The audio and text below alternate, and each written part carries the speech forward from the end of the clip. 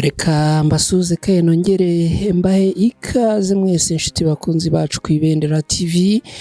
Nizere ko mwese mumeze neza kandi mwiriwe neza. Turababwira ko mu karere ka Nyagatare ni mu ntara y'Iburasirazuba haturutse inkuru mbi kandi ibabaje, aho indwara ya Marburg yamaze kuhagera ndetse ikaba yamaze no guhitana umuntu umwe, hakaba hari n'uduce twahise dushyirwa mu kato.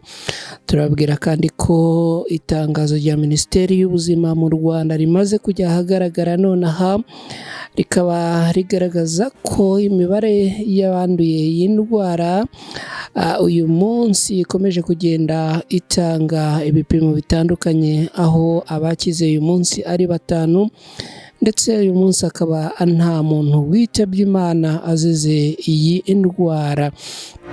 Reka izi nkuru zose mu kanya tuze tuzibagezeho ku buryo burambuye, ariko gato nimunyemerere mbanze mfate uyu mwanya ambashimire. Turabashimira cyane mwe mubana natwe ku Ibendera TV, ndetse by'umwihariko mwe mwakoze subscribe kuri channel yacu Ibendera TV. Imana ibahe umugisha. Turasaba kandi namwe mutarakora subscribe kuri channel yacu kugira ngo mubikore, ubundi tujye tubana mu nkuru n'ibiganiro bitandukanye tubategurira tukanabagezaho hano ku Ibendera TV. Nitwa na Cretin Ntirushwa, ni ku Ibendera TV, ikaze.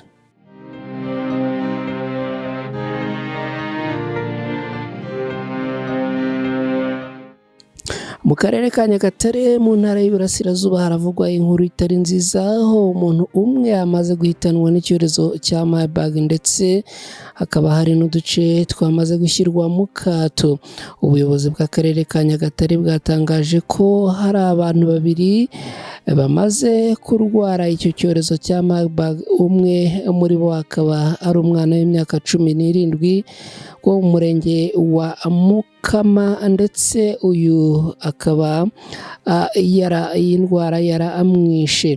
Umuyobozi w'akarere ka Nyagatare wungirije ushinzwe imibereho myiza y'abaturage Murekatete Juliet yabwiye RBA ishami rya Nyagatare ko bamaze gukurikirana bakamenya abantu bahuye n'abo barwaye icyo cyorezo, ndetse hakaba hari abamaze gushyirwa mu kato. Aha Juliet yagize ati, tumaze kugira abantu 2 b'igitsina gabo twagize ibyago. Umwe yitaba Imana ku wa mbere, akaba ari umwana w'imyaka 17 ukomoka mu murenge wa Mukama, akaba yararwariye mu murenge wa Karangazi mu kagari ka Ndama mu mudugudu wa Kayange, ari naho dukomeza gukurikirana dushakisha aba barahuye nawe mu rugo, cyangwa se abamurwaje, abamuvuye, abamutwaye kuri moto n'abandi bahuye nawe mu mpande zombi. Uyu muyobozi yakomeje agira ati, turimo kuganisha ku bantu bagera kuri 90. Murumva rero turacyashakisha kugira ngo turebe uwagaragaza ibimenyetso uburyo twamufasha muri abo bose. Abari bagaragaje ibimenyetso bari 2, umwe twaramutakaje, undi twamujyanye mu kato i Nyamata, ariko ubu baramwimuye, akaba ari i Kigali. Ni umugabo w'imyaka 36.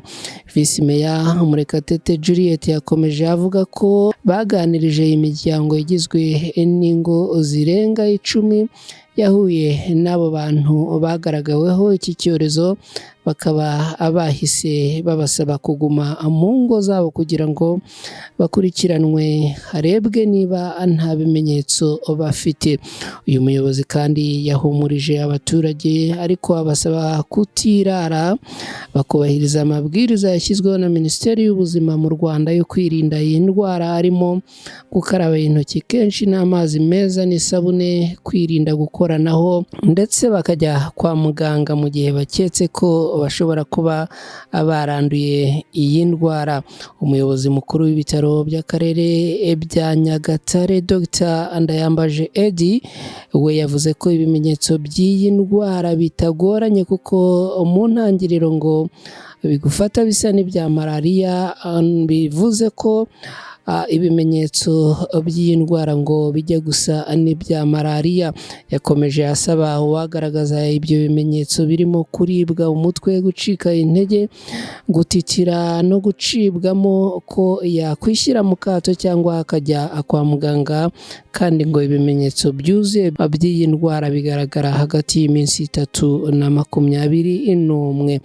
Ubuyobozi bw'akarere ka Nyagatare bwatangaje ko abantu bashyizwe mu kato ari abarw'Ibiharamba, Akayange mu murenge wa Karangazi na Gihengeri mu murenge wa Mukama, kandi ngo abadafite ibyo kurya barabihabwa mu gitondo.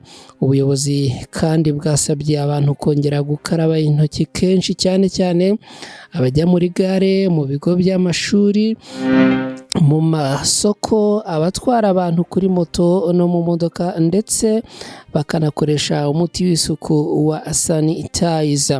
Reka ubwo tuvuye mu karere ka Nyagatare mu ntara y'Iburasirazuba tubabwire amakuru mashya ajyanye n'uko iby'iyi ndwara y'umuriro mwinshi iterwa na virus ya Marburg yifashe mu Rwanda.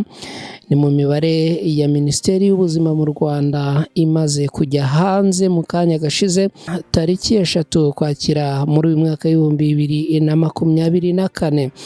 Ku itariki 3 Ukwakira 2024 abanduye bose hamwe ni 37 barimo umwe mushyashya wagaragaye kuri iyi tariki. Abari kuvurwa kugeza ubu ni abantu 21, abakize bakaba ari 5, abapfuye kugeza ubu ni abantu 11. Bivuze ko kuri iyi tariki nta muntu n'umwe witabye Imana, kuko iyi mibare ni iyo yari yatangajwe ku itariki 2. Iyi mibare ikaba yagaragaye mu bipimo 109 byafashwe mu Rwanda hirya no hino mu bice bitandukanye. Ngayo rero amakuru arebana n'iyi ndwara, nk'uko Minisiteri y'Ubuzima imaze gushyira itangazo ahagaragara, gusa ikaba iyibutsa ikanakangurira abantu gukomeza kwirinda no gukurikiza ingamba zo kugira umuco w'isuku. Ikanasaba umuntu waramuka agaragaje ibimenyetso biranga iyi ndwara kuba yahita yihutira kujya kwa muganga, cyangwa se akaba yahamagara kuri nimero 114 y'Ikigo cy'Igihugu cy'Ubuzima mu Rwanda RBC. Reka rero tugane ku musozo w'izi nkuru twabateguriye twanabagezagaho uyu munsi, ariko tubashimire mwese mubana natwe ku Ibendera TV, by'umwihariko nk'uko twabigarutseho dutangira mu mwakoze subscribe, ari nako dusanzwe mutarabikora kubikora, tukajya dusangira inkuru tubagezaho. Reka rero mwese mudukurikira tubasabe gukomeza kwirinda no kwitwararika kugira ngo turwanye iyi ndwara hato idakomeza kudutwara ubuzima bw'abantu. Ndabashimiye cyane mwese rero, ngaho mugire amahoro n'amahirwe, Imana ibarinde.